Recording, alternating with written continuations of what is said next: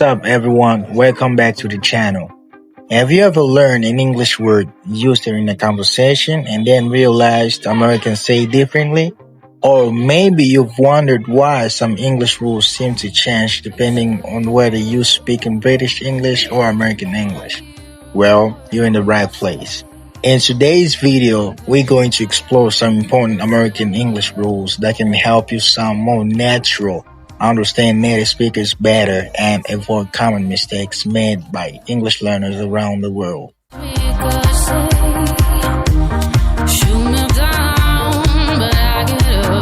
My name is Mr. Grant, your coach. I'm gonna guide you through the video. You're gonna follow in my footsteps, and then later you'll be like, "Whoa, man, did you just travel to the United States of America or what?"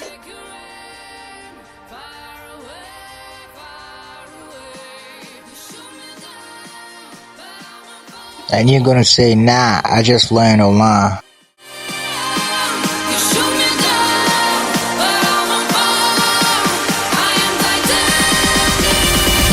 We'll look at some pronunciation rules, grammar rules, spelling differences, and the details the American English are unique in. Whether you're learning English for school, work, travel, social media, or everyday conversations, these tips will help you communicate with more confidence. Many people know English, but understanding how Americans actually use the language in real life is a different skill altogether.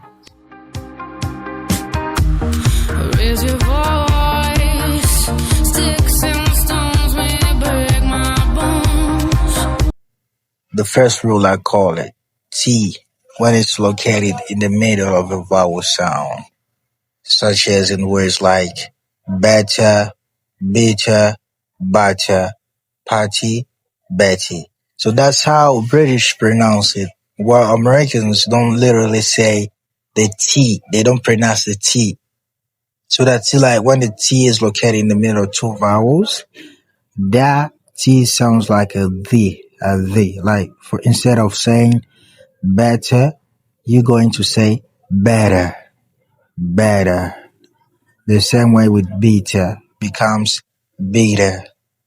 Butter becomes butter. Better, bitter, butter, party, Betty. Party, Betty. Got it? Now we go sentences like I don't want to eat it. I don't want to eat it. Americans will say, I don't want to eat it. I don't want to eat it. You understand? There's a rule. Eat. Eat plus eat. Eat plus eat. We say eat it. Eat it. We don't literally say eat it. We say eat it. Eat it. Now the second sentence. What are you doing? What are you doing? Americans say, what are you doing? What are you doing? What are you doing? And the last one, I can do it, but I know it's not easy. I can do it, but I know it's not easy. Americans will say, I can do it, but I know it's not easy. I can do it, but I know it's not easy.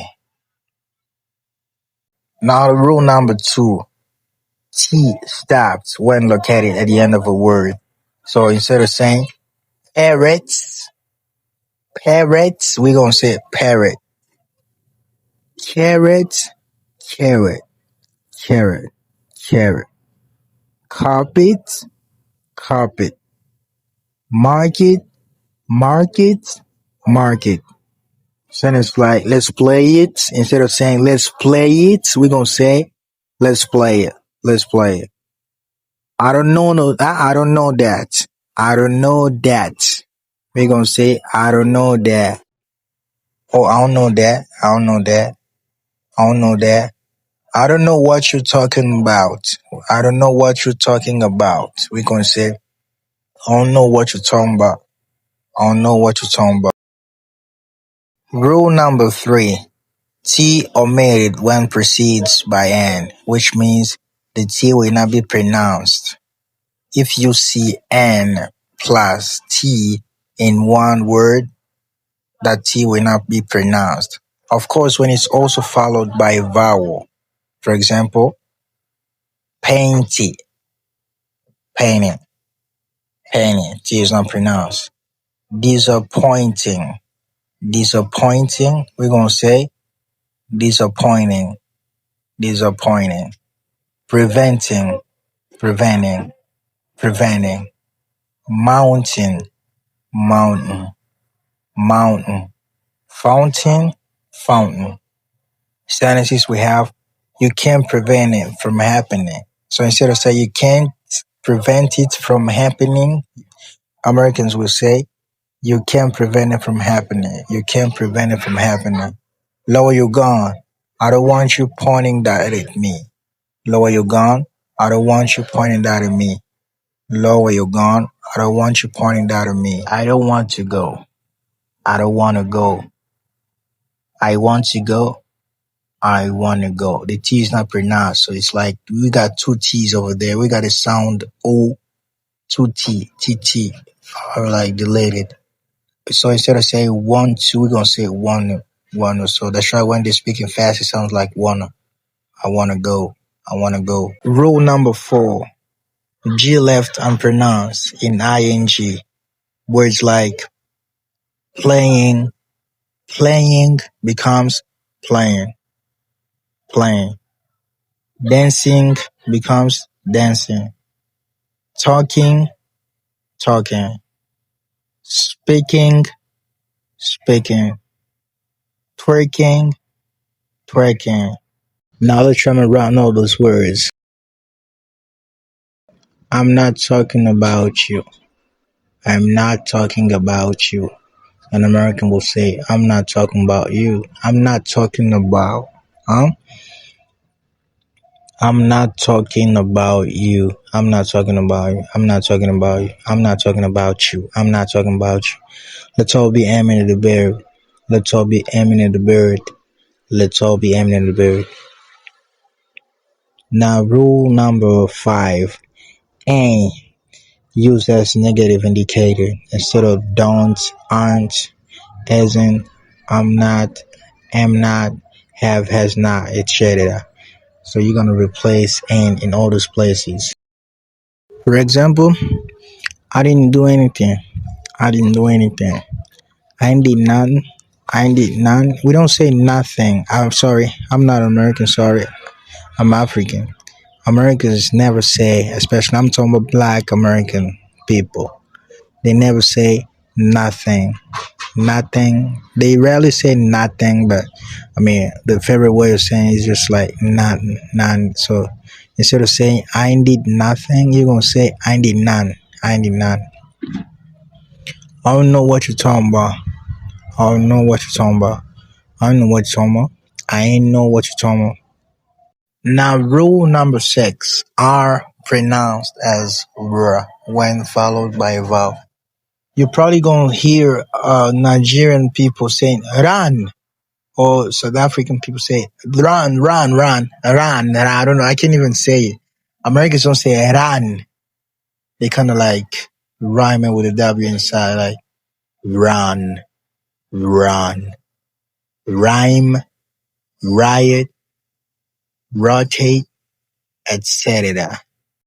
Rule number 7: softening the DR plus vowel or TR plus vowel. Another softening technique. Here in this case, I'm going to give you examples of some verbs. Verbs like dream, drive, drum. For the TR, we have trespass, try, troop, patrol, intruder, etc. So whenever you're going to see TR plus vowel, it will sound like ch, ch, try, tray. Number 8 is not actually a rule. It's just some vocab words you got to keep in mind.